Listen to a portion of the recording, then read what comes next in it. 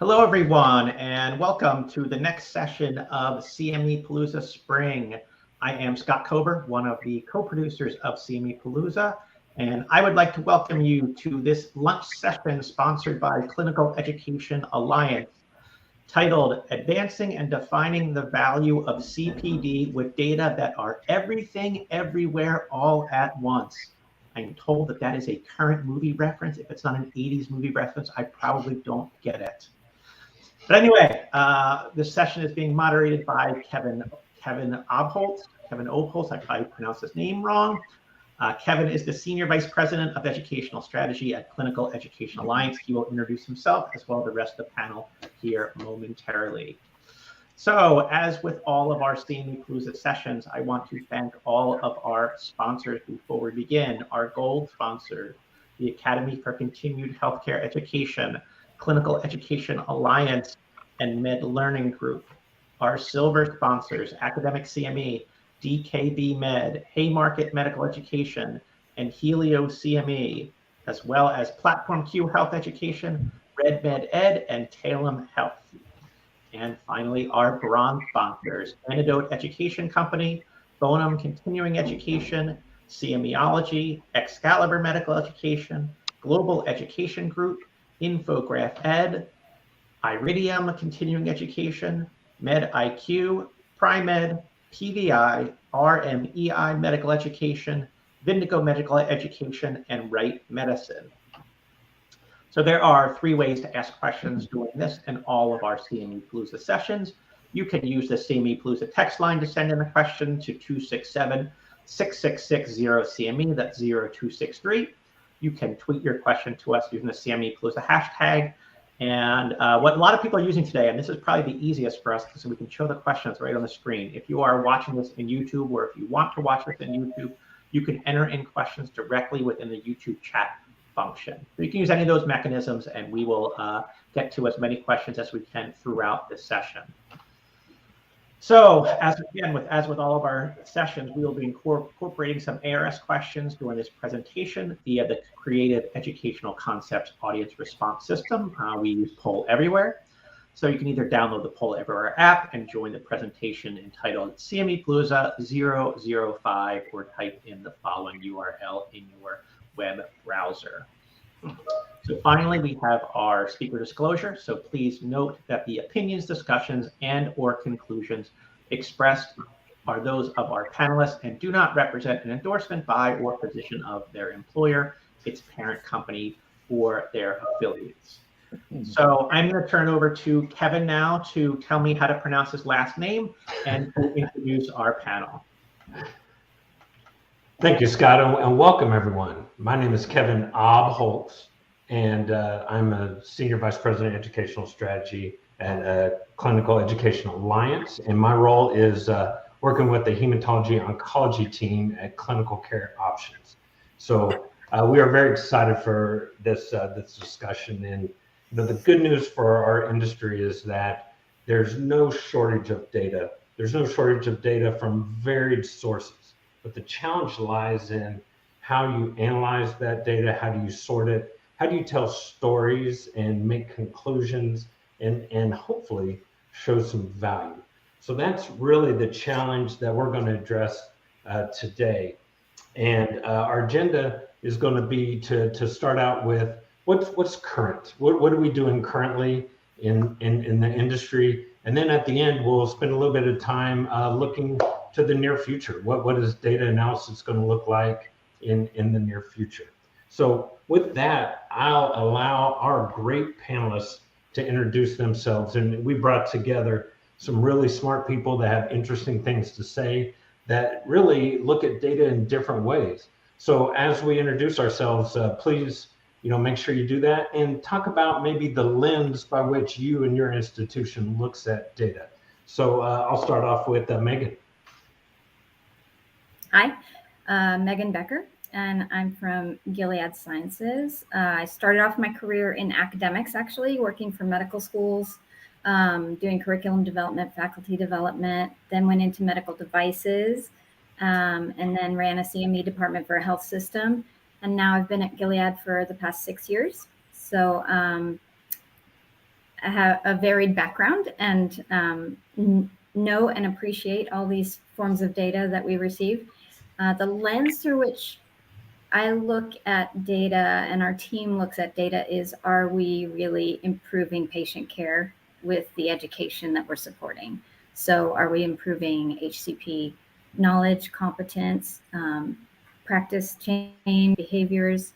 And then from the patient side, are we providing patients with education and tools that would empower them and help them be advocates for themselves in their own care? So that's the lens that we look at the data through.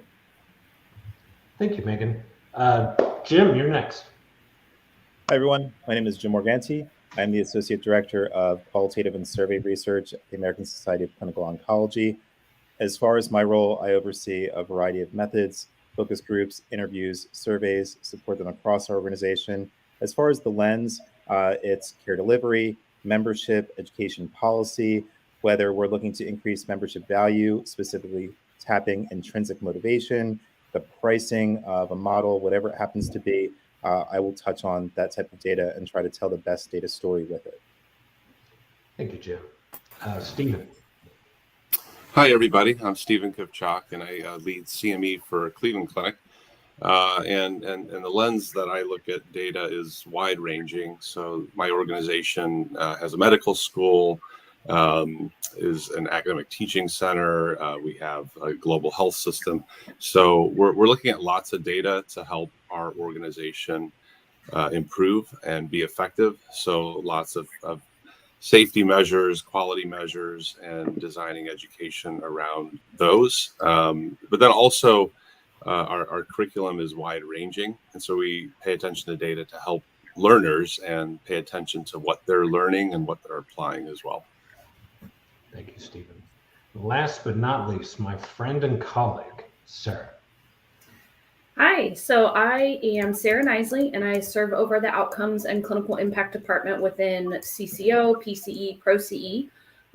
I serve really with knowledge and experience as an academician, similar to Megan. So I come into the industry with an academic focus and really am interested in how we are moving individual learners or individual HCPs towards better understanding of ways that they can impact their patient care. And also looking more macro at larger scale analytics across the CPD industry and specifically how that's impacting our learners. All right. Thank you so much. So really, I'm honored to be part of this panel and to have this conversation with you. So Scott, before we get going, let's put up our first poll, please.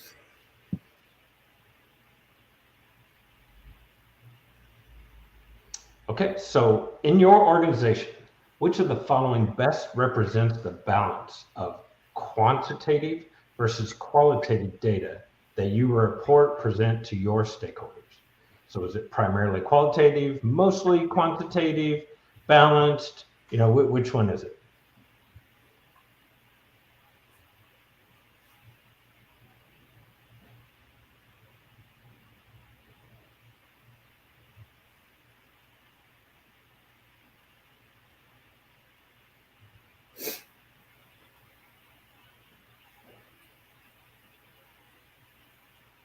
So we see an interesting mix here. Looks like answers B and C are the primary leaders here, with either equally balanced, quantitative and qualitative, which I find really, really interesting.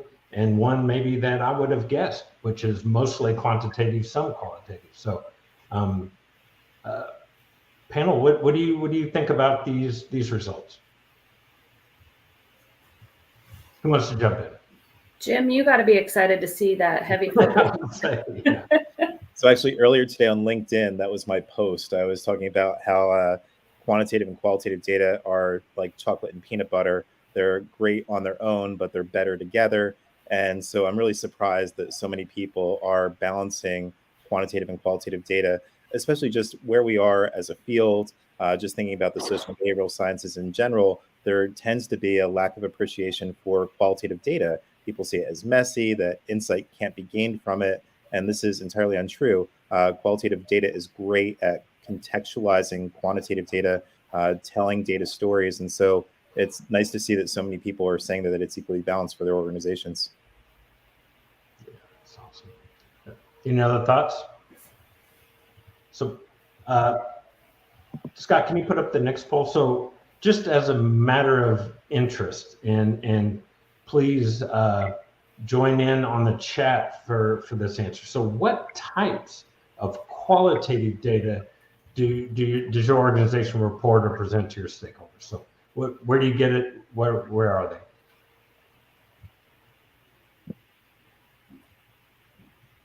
Surveys, learner questions.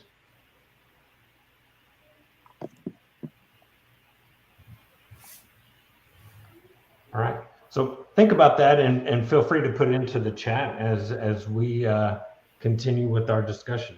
So let's start right in and really, you know, to the heart of this is there's all sorts of data, looking at data. How does your organization's focus data and how do you select what data that you're looking at? How do you analyze it? Let's all talk about this. Maybe Jim, we could start with you. So how do you at ASCO, how do you look at data? How do you make sense of all the data that's out there to give some kind of value proposition? So one of the things I really hate being brought in at the end where somebody's like, oh, here's my Excel file, here's my SPSS file, tell the best data story, write it, it's due tomorrow at noon. So at that point, it's really tough and it's whatever's there. So for me, wherever possible, I always prefer being involved at conceptualization. So why are we collecting data? How does this align with our intent, our objectives, just so that I could be part of full cycle. So knowing that when that data file actually comes, it's well aligned with what the research question was, whatever we sought to achieve, and that we're well positioned to execute the best possible analysis plan. So for me, when it comes to ultimate objective, sources of data, it's always telling the best data story. And it's not just a matter of putting a file together that's deposited in a folder, sent off to somebody, that there's clear, actionable insight. And from that insight, next steps can be appropriately taken. And I think that from earlier in the conversation, when I was called out, I really have an appreciation for qualitative data.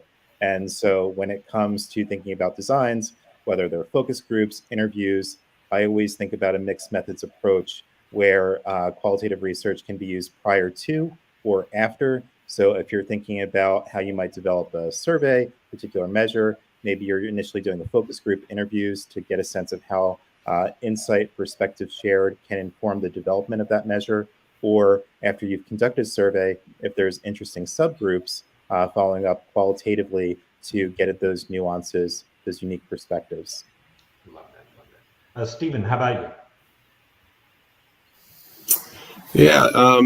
So what data brings a good value analysis of what we do? It's wide ranging. So I look at this in two different ways. First, what are we doing within our organization to help with the value proposition of making care better and safe? And so this really applies to all of our regularly scheduled series, any internal activities to help faculty perform better, to help our teams practice their performance in our sim center. And in all those instances, we gather data about the effectiveness of the activity, but really the valuable data is what were the type of activity, because we tell our story on, are we helping design and implement what is needed for the organization? Because the value proposition comes from the implementation of that. Our leadership really expects that we're designing things in an effective manner. So I do like to drill down and measure individual learners change and pay attention to outcomes and follow up. I like to observe things in a simulated manner and see if people are performing, if teams can practice what they're being taught. But that really is to tell the story of my program. And what matters is that I'm creating and implementing things that help our environment stay healthy and effective. The other part of our program is really everything that we're doing to help healthcare be better as we reach and teach learners outside our organization.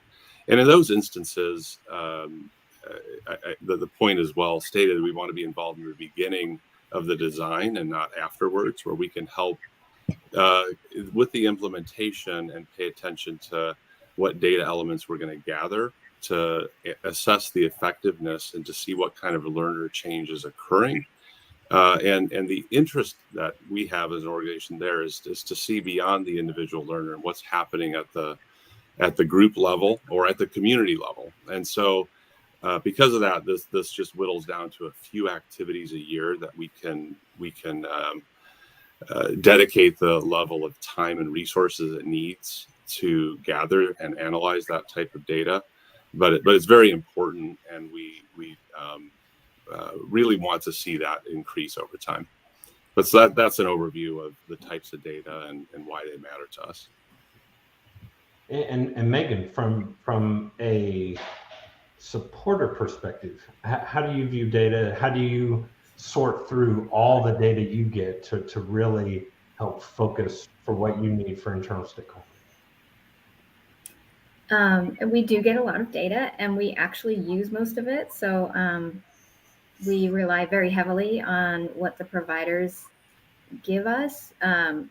We do have methods for aggregating some of the more quantitative data and presenting that in a format that we can look at to see how we're doing in improving knowledge, competence, practice change. We do look at intent to change and actual practice change and things like that. And then after we, present the aggregated data, we tell an additional story of, unique programs or programs that were particularly effective in really moving the needle.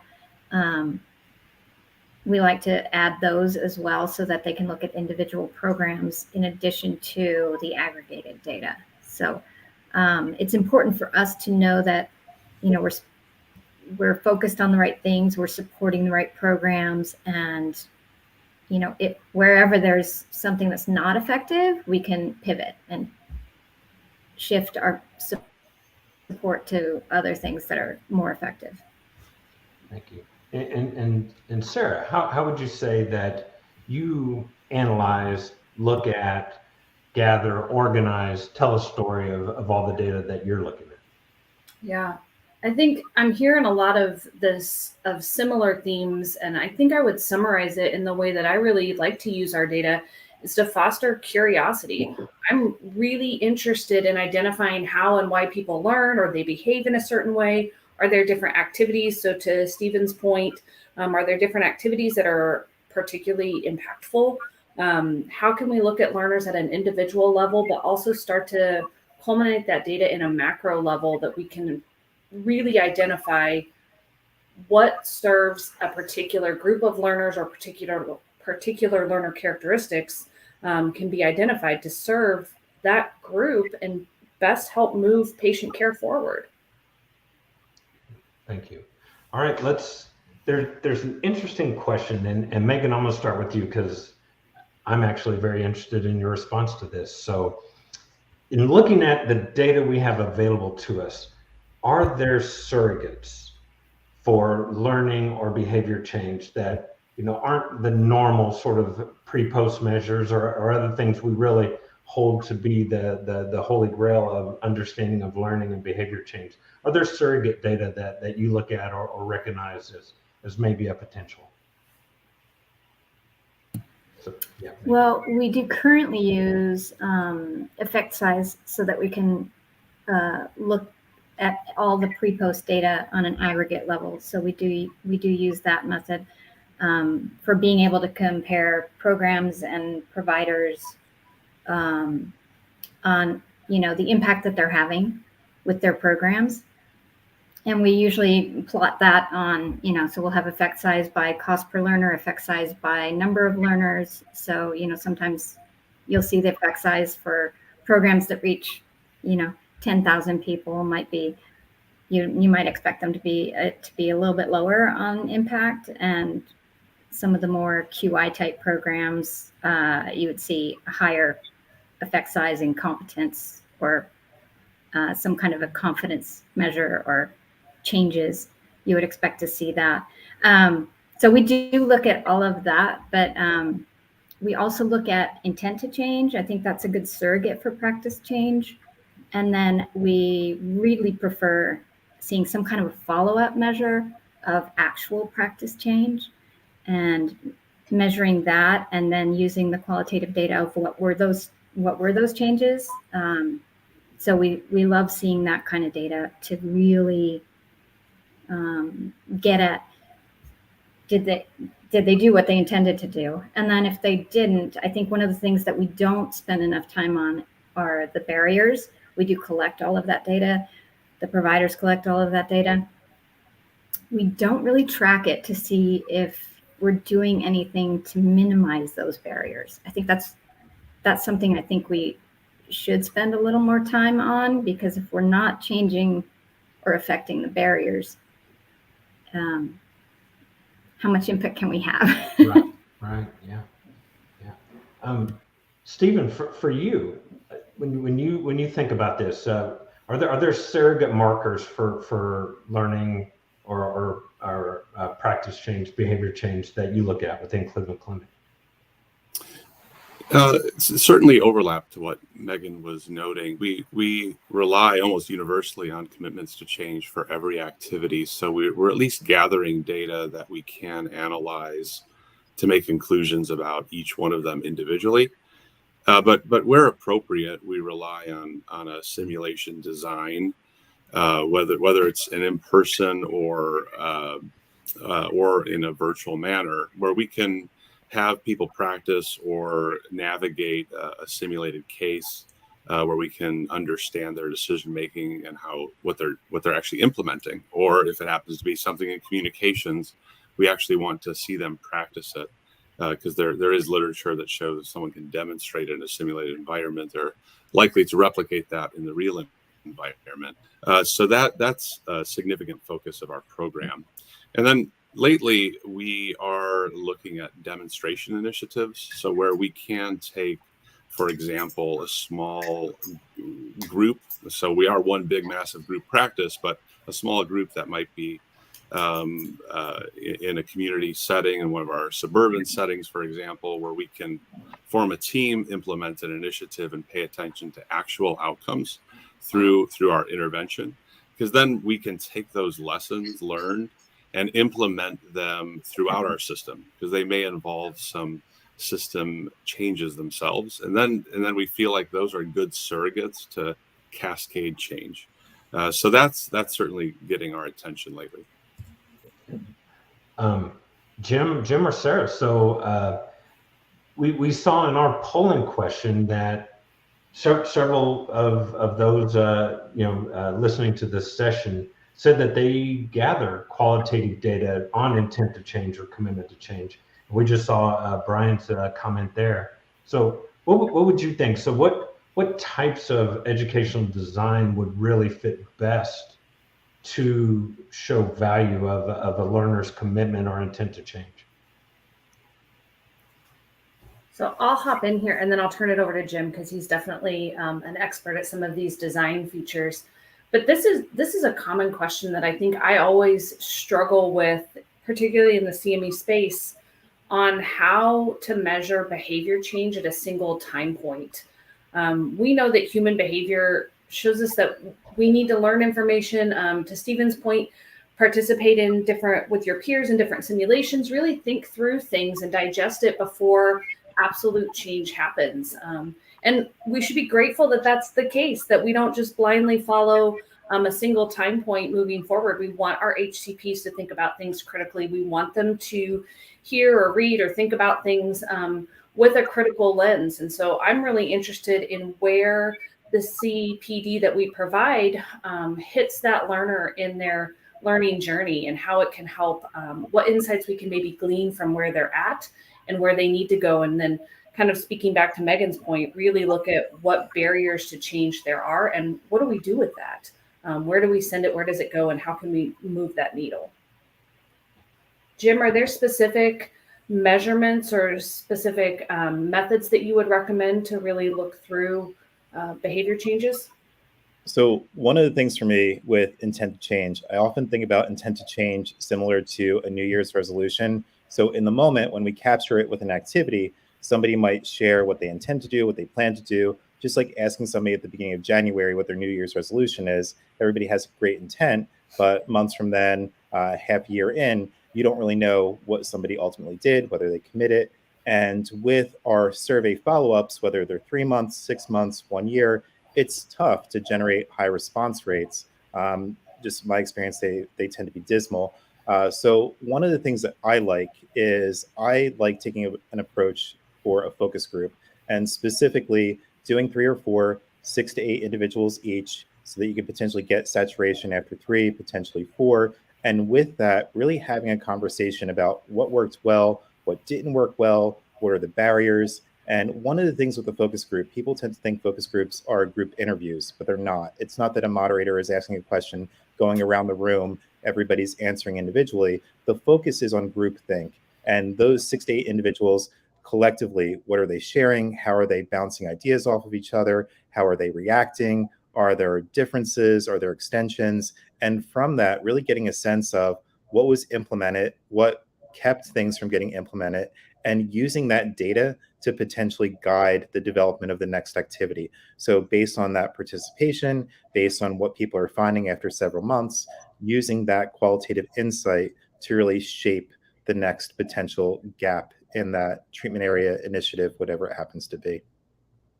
Yeah, absolutely. And definitely comments in the chat, thinking about this. And Jim, you and I have conversations, and really one point you made is that any good study is going to have a conclusion, but it's also going to generate questions, and that's something that, absolutely, Brian put in the chat, and I agree absolutely with all of that. All right, so here's another question for the panel, and that is, how do you look at data extrapolation? Is that something you do? Obviously, it would be done with caution, but I'm really interested in how folks approach that. We may have lost Stephen, so Sarah, do you want to go first? Sure.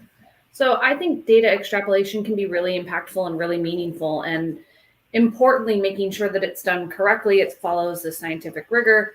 But taking data that we do know and applying it to the unknown can yield so many interesting questions, can yield different insights to where you may be focused next, to how, as I mentioned earlier, how potential types of programs are impacting learners. So what can we take that we do know and move it forward to extrapolate it or to apply to the unknown group? Kevin, as you mentioned, making sure that we exercise caution and that we realize that there's no absolute finite model for any of this, and that correlation doesn't always equal causation, but it can yield a lot of really interesting questions and ways that you can kind of take data and move forward in a larger sense that can foster some of that professional curiosity. Absolutely. Megan, you get reports all the time, so. And I'm guessing there's attempts at extrapolation, and we've talked about definitely the dreaded patients impacted. So how do you look at extrapolating data as you see it in reports? Yeah, that one's the patients impacted is not my favorite piece of data, but I think extrapolation. And I did think about this when you posed the question. I think it could be really useful, particularly in some of the more established therapeutic areas, slower moving, if you will. I have a hard time seeing, and maybe you guys have ideas on this. I have a hard time seeing how effectively we could use that information in some of the more faster moving disease states, where the therapies are coming out constantly. How do we actually use that data when the environment's changing constantly? Like you're trying to predict something when the whole area has shifted. But maybe in some of the slower moving areas that it would actually be pretty impactful. And then on a more gestalt of, how do people's behaviors change and what do they need in order to make that change? That could be a bigger picture type question where I think it would be important to use extrapolation in questions around that. Absolutely. So Jim, Stephen, I know you had different ways, different viewpoints here on this. Stephen, why don't you go first? How do you think about, do you consider extrapolating data in certain situations? Yeah, in certain situations we do. I think we have an obligation to our industry to really study what we do and what can be shared, what methods are effective, and it's complex. And we can certainly get ideas of how they can possibly be applied, but every organization is so unique and has its own complexities in implementation that I think we have to appreciate the limitations there. And I want to underscore Megan's point. I think sometimes it's easy to take it too far and use some really loose assumptions to make conclusions bigger than they really are. So I think you have to be mindful when you do analyze data about keeping it grounded and in good analysis, sound analysis, so you can have appropriate conclusions.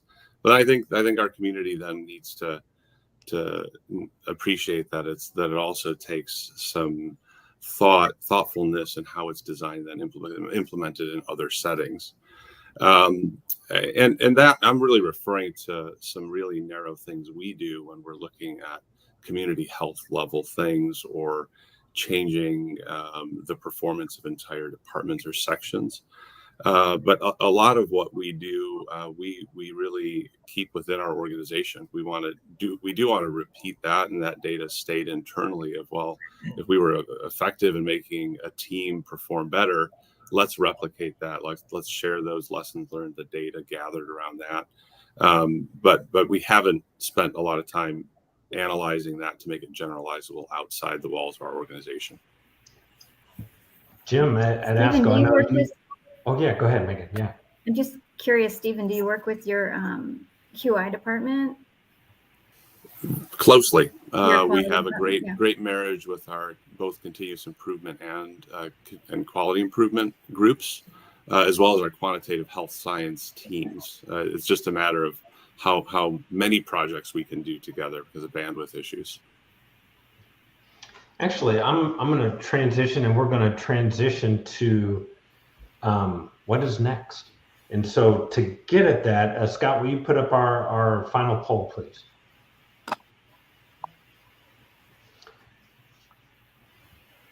So our final poll is, does your organization use data analysis software and or have full-time staff with training in data analytics and statistics? Yes, both. Data analyst software only, full-time staff with training only, or neither?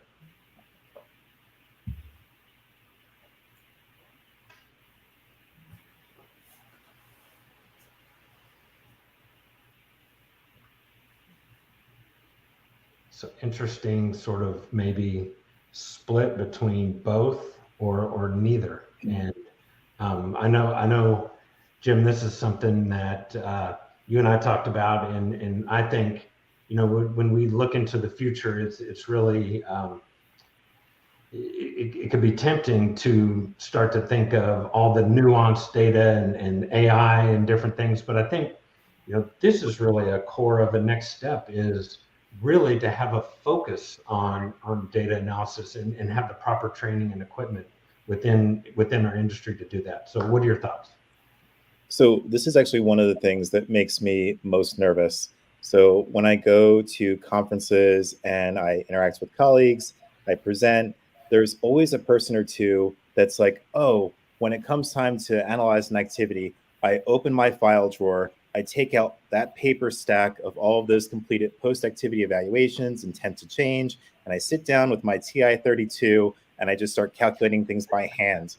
And I'm like, you calculate things by hand? And they're like, yes. I come up with the means, standard deviations. And I'm like, you're calculating the standard deviations by hand on your TI-32 calculator? And they're like, yes. And I think to myself, okay, I wonder what's ultimately getting reported here. I mean, in 2023, as far as like where we are, there are some great resources. Jason Oliveri and I, we presented just recently at the Alliance, and one of the things we talked about, yes, there are online tools that you could use that are free, but there are a number of statistical software packages that are easy to use, low cost, things like means, standard deviations, effect size.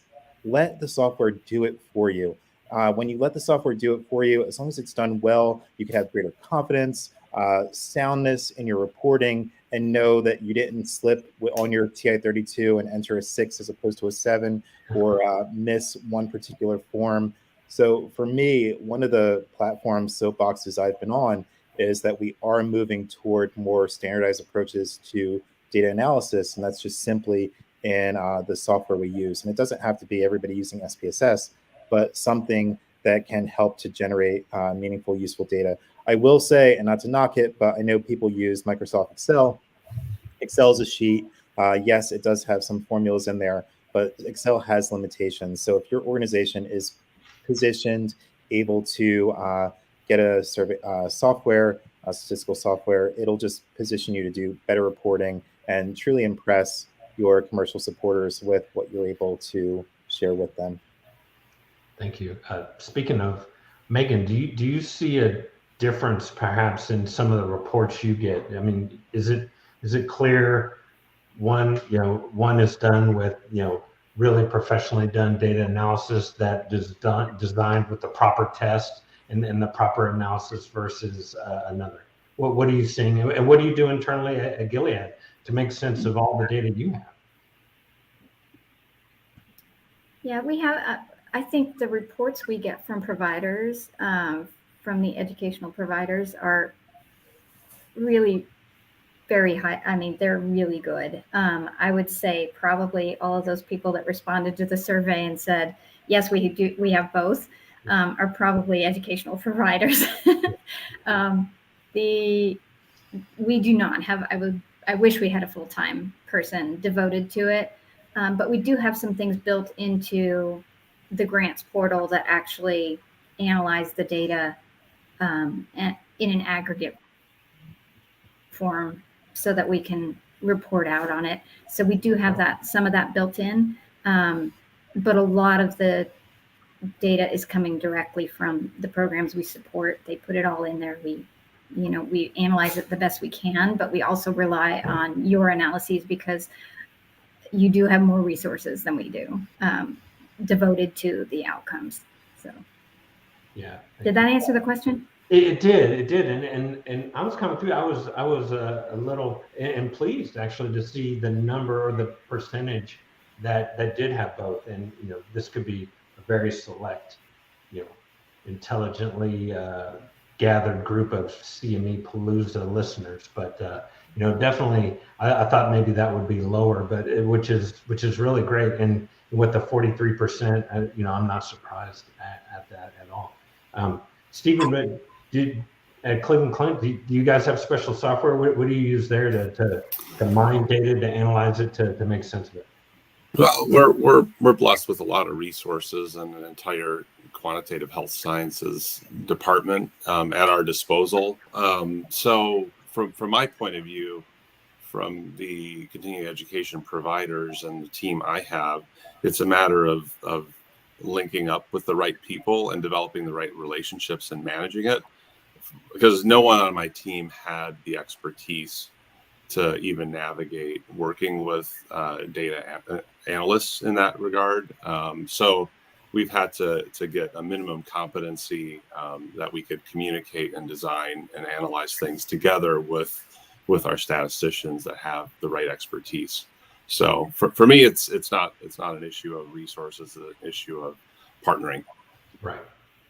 Yeah. And Sarah, so data analysis is what you do. It's your long time training. So how do you think about and look at data, with your lens of in your training in data analysis? Yeah, I will say, so Alana and I from the chat are feeling very called out about our calculators. I keep a TI-30 on my desk, primarily because I'm a pharmacist by training, so I always have a calculator. Our institution uses RStudio as a package, but it's important to have statistical rigor when you're doing your analysis, and however you come to that and whatever resources you try to use. Not just doing it for yourself and your data analysis, but the people that interpret your reports need to understand what those data analyses mean. We need to have a good understanding as a community of the statistics that we do, of the information that we're bringing to the table and we're talking about. So while my team uses RStudio, it's really important to make sure that people understand what was done, what it means, and even things as simple as, just because it's statistically significant, does that mean it's actually impactful? What does it mean to be statistically significant? I think, Megan, you talked a lot about effect size, which is a measure that we use to really try to standardize stuff across the industry. But in addition to that, there are so many other pieces that we can pull. I mean, that's the whole point of this dialogue, right? Is that there's just so much data everywhere. So how do we pull that out, and what's impactful, and do we all understand what it means? I'd be really curious from a panel standpoint. Do you all have recommendations? I know, Jim, you mentioned a presentation that you did at the Alliance, but even on CME Palooza, there's some good resources for how to better understand, or how we could guide people to understand what statistics are appropriate, or what type of packages would be available. What do you guys recommend when you're trying to teach people on your team, or trying to teach people that interpret your analyses how to best understand the data? So, Sarah, as far as a software recommendation, I like SPSS. I mean, where I am, like academically, I grew up with SPSS. I know a lot of people use R now, but it's like, when I was in school, this is what we used. Yes. I go in, I know all the features, so it's not like wasting time trying to find things. To learn code. Or asking somebody 20 years younger than me, like, where is the drop-down menu for this? Or how do I click on this button? So I like SPSS out of comfort, and I have a number of scripts that I'm able to use for analysis. So when I recommend something to somebody, and hopefully, Sarah, when you're using your calculator, I know you said you felt called out, you're not doing complex, and I mean, I'm hoping you're not doing any type of statistics on your calculator. But as far as easy software, I like SPSS. I think it's intuitive, it's easy to pick up. And one of the things too, and I won't drop any names, but if you go online and look at colleges and universities near you, a number of colleges and universities have data boot camps. And it's either like a Saturday afternoon, or it might be a 2-day session. And you could easily send somebody to participate in that at a very low cost. It's not that they're flying across country, you're investing a lot in this. Typically, psychology departments, social and behavioral science departments, they put together these 2 and 3 hour sessions where it's an introduction to a software, some basic analyses. I know in the tri-state area, I'm from Trenton, New Jersey, a number of schools in New York, New Jersey, Pennsylvania offer these. So if there's an interest, you can actually find it outside of our conferences, our typical presentations, right in your own community. Yeah, and I think, Jim, your point about SPSS, it is very user-friendly, and it's relatively affordable. You can find packages online for $100 to $200 for a year subscription. It's a software that can be pretty easy to use and can be intuitive, in addition to just, there's so many training videos on how to use it. So I think I like SPSS as well. Yeah. And then, just as an aside, me personally, when it comes to qualitative data, it always looks like some 3 or 4 year old colored all over my notes, because I am traditional. I have my papers in front of me, my binder, I do my highlighting, I do my assignment based on thematic coding. But if you are somebody that likes software for qualitative, I typically recommend In Vivo. That's a great recommendation. All right, so the last 10 minutes or so, I'm going to ask us to succumb to the very temptation I talked about and let's speculate on where we're going next. And I'll frame this with after the pandemic and really understanding, for me, I like to think I'm not getting older, but perhaps our learners are getting younger. So with that, we can assume that learner preferences may be changing. So what does that mean for data? What does that mean for how we look at data? Who would like to jump in first? Stephen, I'll call on you. All right. So what are next steps in our industry in data analysis? Yeah, that's a great question. I wish I knew. So I look at it first from my organization point of view, and the way we educate is getting so close to the way we deliver care and the data that we get around that. So it's really not generational specific, but it's tied to technologies and integration with, and then also how we're measuring and monitoring team performance in care, which is a little bit generational. The newer generation is more apt and willing to engage in team-based education, and so that I'm paying really close attention to, and I think that's gonna amplify the utility of CE very close to the point of care.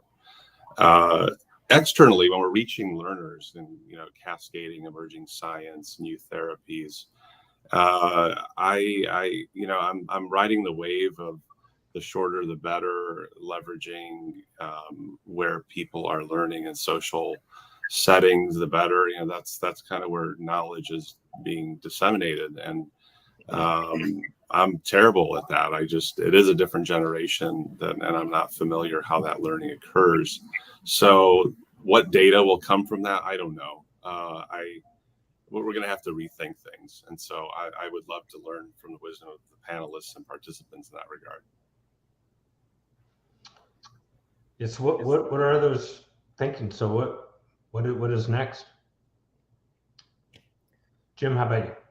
So one of the things that I've been pushing is just with data collection itself, and I really emphasize quick, actionable insight. So getting data in the moment, on demand, that you can monitor. Nobody wants to sit down at a desktop and complete a 10 to 20 minute survey.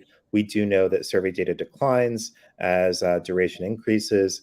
One of the things I always encourage people to do is think about on-the-go, mobile-friendly surveys, things that can be tied to QR codes, specifically surveys that are 3 to 5 core items. You're not asking everything, anything. It's highly focused. You have a couple demographic items in there. So as far as the full build out, you're no more than 8 to 10, but staying within the 6 to 8 range, so that when somebody's completing it, it's a minute, 2 minutes tops. Either they're walking from meeting to meeting, they're going out to their car, maybe they're on the subway riding home. They're able to generate quick, actionable insight in the moment, wherever they are, as opposed to having to sit in front of their desktop completing something. So when it comes to methodological approaches, I've really been emphasizing things, just like we talked about microlearning, those short bite-sized pieces. Same thing with data collection, so that we're hearing from as many people as possible with little dropout or few people not responding.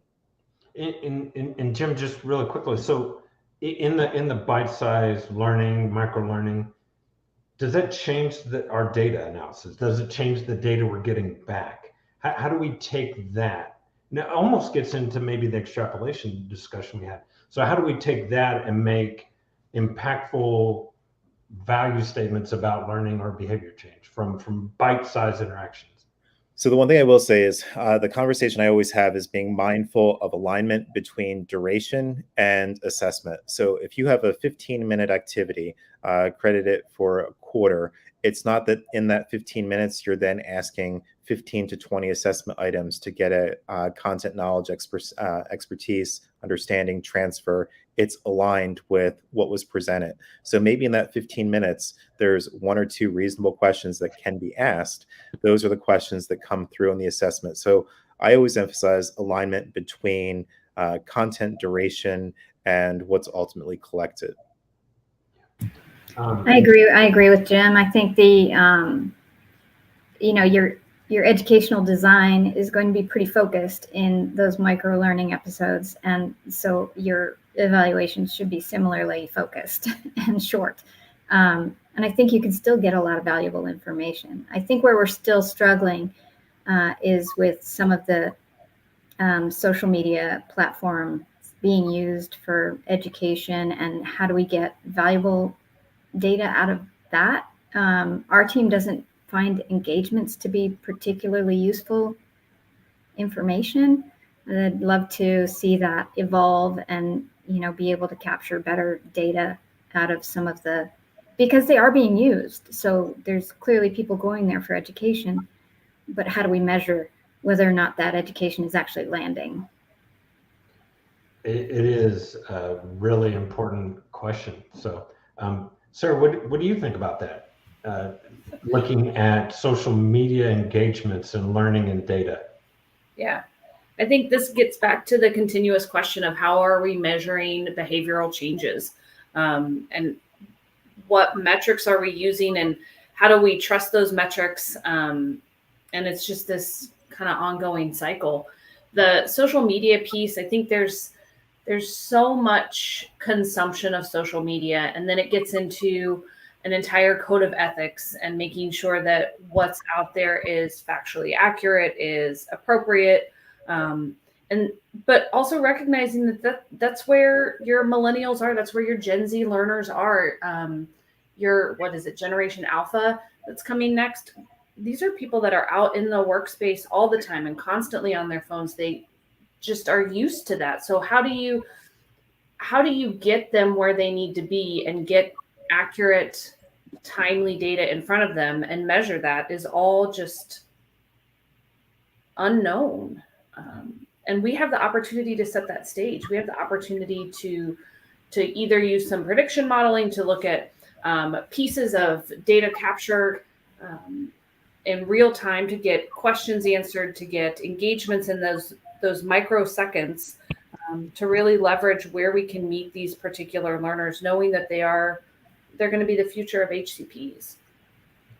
So in our last few minutes, several comments about AI, ChatGPT. Does anyone want to talk about how AI or ChatGPT could influence our data analysis going forward? Or are you using it? Anyone? It's funny. We some of the industry supporters met with ACCME 2 weeks ago or something, and they were saying they had tested it, and they found that it was actually making up information. So it started off good, but then because it's a learning model, it was learning from who was asking the questions and things like that, and then it started creating reference lists that were not real, and people in the conversation were being used as references, and it seemed like it was good to a point. So we're not using it, and still very suspect of what it can do. Any other last comments? AI, social media. Jim, I know you have thoughts on social media, but so my thoughts on social media are going to be somewhat negative for data collection, so I'll apologize in advance. One of the things I always share, when survey response rates are low, there is this tendency to want to do these pushes for Twitter, Instagram, LinkedIn. That's fine. But the one challenge you have to realize is once it goes to social media, it could be everyone, anyone. You have no idea who's going to be responding. It could be somebody that just happens to come across the link that's interested. It could be a young child, it could be a competitor that's just taking it. And so once it goes out there, you really have no control over the responses. So one of the things I always recommend is if you use Qualtrics, if you use SurveyMonkey, that you're doing multiple collectors. So set up a specific link that is for social media so that you can compare your social media responses to your controlled responses to ensure that you don't have significant variability between your respondents. So one of the ways that you could try to keep social media a little bit more controlled if you try to do that last push, that last effort to increase your response rates. Thank you so much. All right. So first of all, Kevin, I want to thank you for tying back the end of this session to one of our earlier sessions of the day where we had a whole session focused on ChatGPT, not just on data, but on content. A lot of those things we touched on. So first of all, for those folks who are watching either the live or the recorded version of this, we have a very short qualitative survey that helps us to see who's been watching CME Palooza Spring and to help us plan for the future. As Jim said, not many questions. I think we have 5 or 6 questions, and you get to tell us a joke at the end. Best joke wins free registration to every CME Palooza in the future. And to view the next session, no need to refresh your browser. Just look on our live page and click the appropriate session link. It will start here in about 4 minutes. So with that, I would like to thank Kevin and Sarah and Jim and Megan and Stephen for a wonderful session. Really great conversation. You guys covered a lot of really great topics. And thank you to everyone for watching, and we will see you all soon. Thanks very much.